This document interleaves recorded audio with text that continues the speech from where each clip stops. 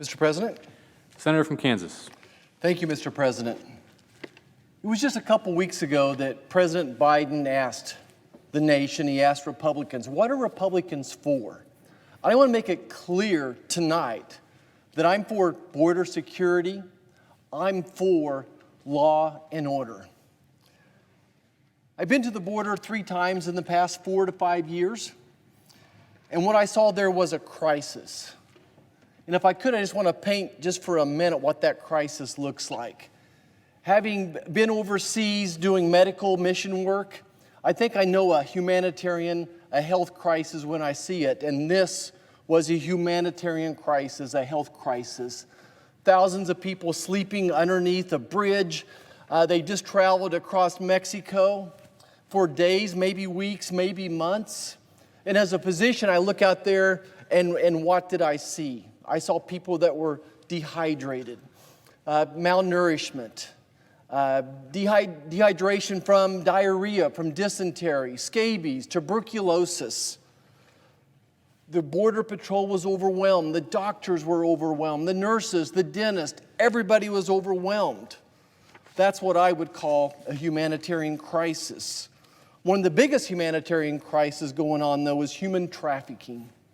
As an obstetrician gynecologist in Kansas, believe it or not, we would have to take care of young women who had been abused from human trafficking. Maybe they had chlamydia, maybe they were having a miscarriage, but I'm just shocked at the amount of human trafficking going on across the border. In 2021, fiscal year 2021, 145,000 unaccompanied minors were apprehended at the southern border. And I want to emphasize, this is young girls and young boys that are being abused and sold into sex slavery.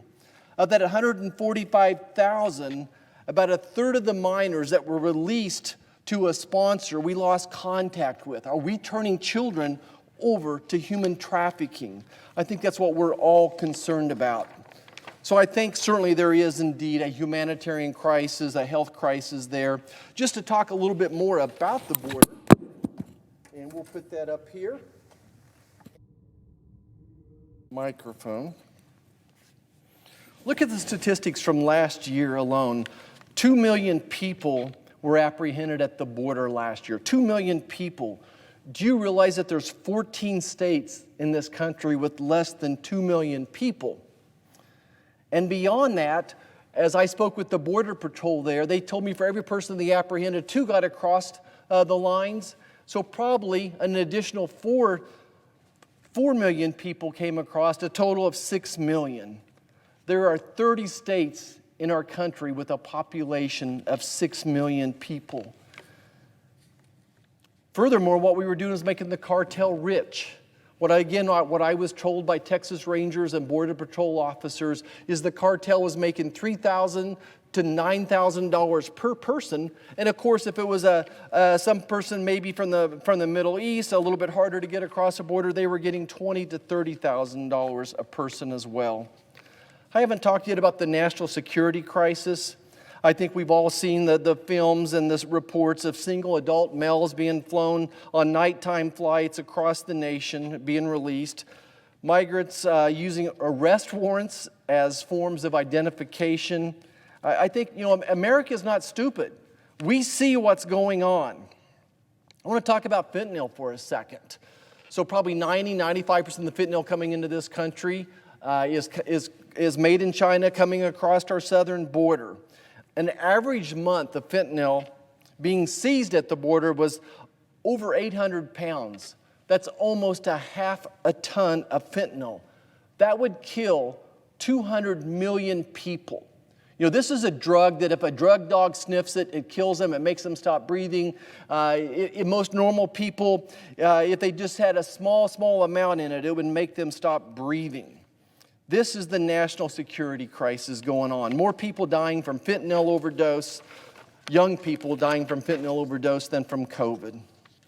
And that's just part of the national security crisis. I kind of started off this discussion saying what I'm for, that I'm for border security. And I want to tell you how we can fix the problems there. And these are solutions every American knows. DHS several years ago came up with a $25 billion budget to to control the border. I couldn't think of a better way to invest $25 billion of American dollars. To build the wall where it needs to be built, to finish the wall, to put the gates in that are sitting there rusting away. We could start with that. We, of course, need more boots on the ground, more technology, more drug dogs. But $25 billion would significantly improve the situation on the southern border. Next, the administration can fully and in good faith enforce the Remain in Mexico policy and end catch and release practices.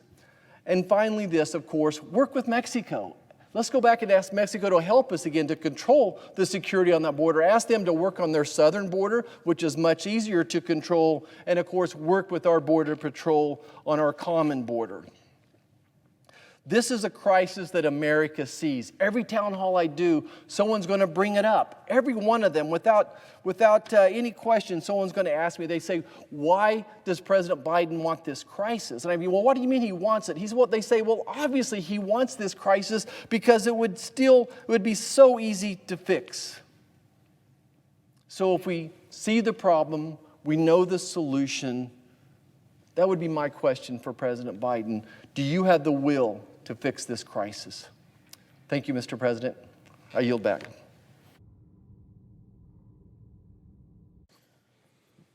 Mr. President,